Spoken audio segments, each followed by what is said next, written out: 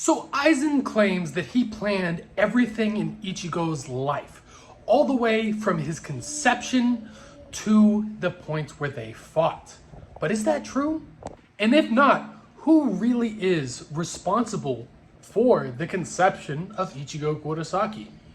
But before we begin, if you like anime, manga, theories, and the lore behind the animes and manga, go ahead and drop a like, a subscribe, and hit that bell notification so you get updated every time we post.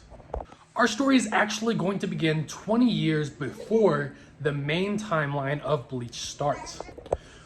The story begins with Rangiku looking for her captain, who is hiding from doing his daily duties. Rangiku then finds her captain in a bush, throws a tray at him, and it is revealed that it is Isshin Shiba, the captain of the 10th Division. Now Rangiku is very mad at her captain because Captain Shiba just does not like to work. So as they get to the Squad 10 barracks, we see third seat Hitsugaya has done all the work for him. Captain Shiba then praises Hitsugaya for his hard work and dedication to the 10th squad, calling him a future captain. It is at this moment when Rangiku gets mad because she feels that as a lieutenant, she should be the next to be the captain of the 10th Division. However, Toshiro has been working on his Bankai while Rangiku has not. It is then where Hitsugaya points out to Captain Shiba a report that caught his attention. In this report, it is shown that there has been a high number of Soul Reaper deaths in a mid-sized city. Upon receiving this news, Captain Shiba rushes off to the world of the living. Rangiku tries to at least join him, but Hitsugaya tells her that at their level, they're just going to be a hindrance and not a support.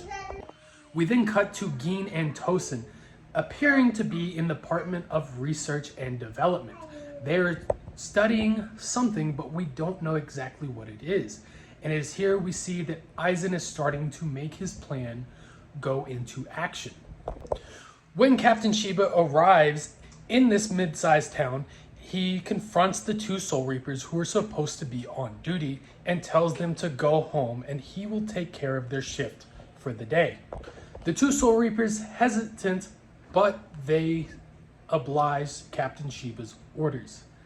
After he tells them to go home, he decides that he's going to try to draw the attention of whatever it is that is killing Soul Reapers by raising his spiritual pressure. However, whatever this creature is, does not react to high spiritual pressure. Isshin then encounters a hollow that is all black with a white mask and its hole is covered. The hollow and Captain Shiba get into a fierce fight. And then we see Aizen notice that the 10th captain is there. However, there is no deployment order. Aizen says that he wants to let things play out and see what happens. While fighting this hollow, Captain Shiba decides that he is going to release his Shikai form. However, upon seeing this, Aizen decides to take action and slashes the captain in the back. With this injury, Isshin is no longer able to use his Shikai ability, therefore is at an extreme disadvantage when facing this hollow. With Captain Shiba extremely on the ropes and no hope of being saved, suddenly an arrow comes flying and hits the hollow. It was fired by none other than Masaki Kurosaki. After Masaki Kurosaki's intervention between Isshin and the hollow decides to attack Masaki Kurosaki, in which she allows it to bite her on the shoulder and then blows its head off. However, this would be a mistake because now Masaki Kurosaki is infected with a virus that Aizen created. When Kisuke Urahara finds out about this infection, he informs Isshin that because she is a Quincy, she is not going to survive this because it is a hollow infection.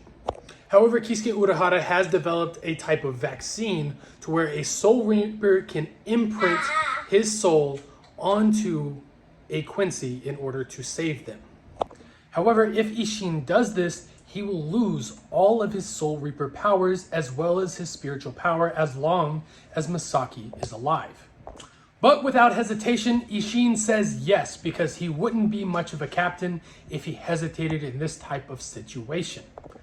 After this interaction and Ishin saving Masaki's life, Ishin goes off and starts a life in the human world, where he starts a clinic. And eventually, Masaki and Ishin fall in love and 5 years later have Ichigo. But wait, now that we know the story, who's responsible for Ichigo Kurasaki's parents meeting? Is it Aizen? Is it Kisuke? Is it just fate that they met? To find out, we're gonna play my favorite game that I stole from another anime, Who's That Character? At this time is the time to go ahead and pause the video, take your guesses as to who is directly responsible for them meeting. Are you ready for the answer? I don't think you are. It is Toshiro Hitsugaya.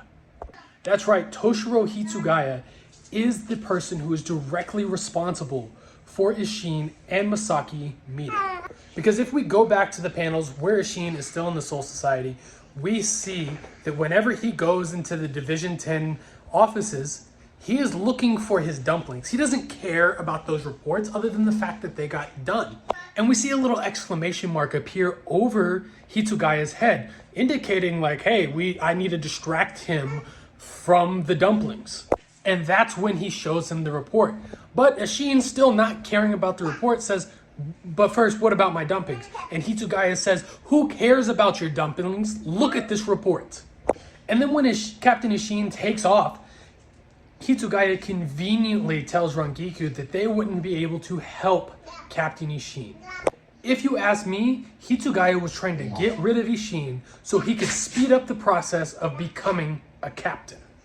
But hey, if you think this is a completely out of the ballpark theory, go ahead and go in the comments and tell me how much this whole story sucked.